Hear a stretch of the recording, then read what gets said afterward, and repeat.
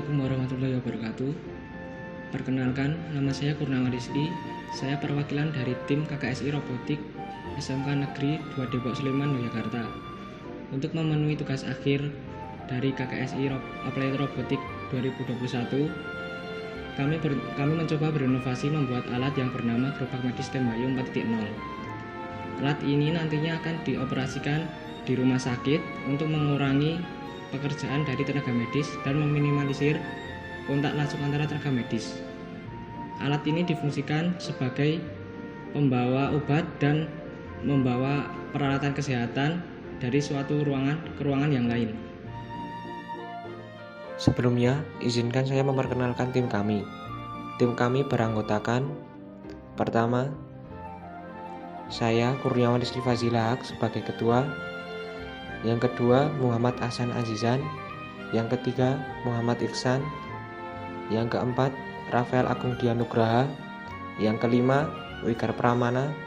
Dan Bapak Novan Drianto Krisnajaya sebagai pembimbing dari tim KKSI Robotik SMK Negeri 2 Depok Sleman, Yogyakarta. Untuk komponen-komponen utama yang kami gunakan dalam proyek kali ini diantara lain adalah 1. Arduino Nano. Kami menggunakan Arduino Nano sebagai microcontroller utama dalam proyek kali ini karena ukurannya yang kecil sehingga fleksibel dalam perakitan. Arduino Nano juga memiliki cukup pin analog untuk sensor cahaya yang kami gunakan.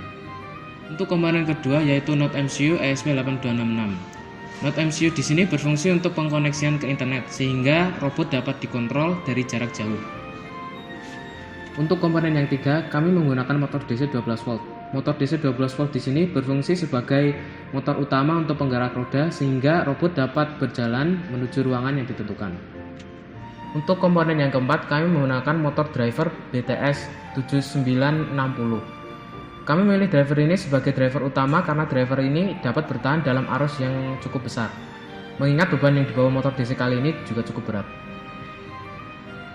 Untuk komponen utama yang terakhir, kami menggunakan sensor cahaya. Kami menggunakan sensor cahaya buatan sendiri. Sensor cahaya ini berfungsi agar robot dapat melakukan fungsi follow line, sehingga robot dapat berjalan ke ruang yang diminta sesuai jalur. Cara kerja dari robot ini adalah ESP menerima input dari smartphone yang dikendalikan oleh operator. Input tersebut akan menentukan robot bergerak menuju ruang yang telah ditentukan. Data input akan diolah di ESP dan dikirimkan ke Arduino melalui pin RX dan TX. Setelah data diterima di Arduino, maka robot akan melakukan fungsi gerak menuju ruang yang telah ditentukan. Setelah sampai di ruang yang ditentukan, robot akan bertahan di sana sampai tombol kembali ditekan. Setelah tombol kembali ditekan, robot akan kembali menuju base. Dan ketika robot sudah sampai di base, maka robot akan siap diperintah untuk menuju ruang yang lain. Ini adalah dokumentasi dari proses perakitan robot kami.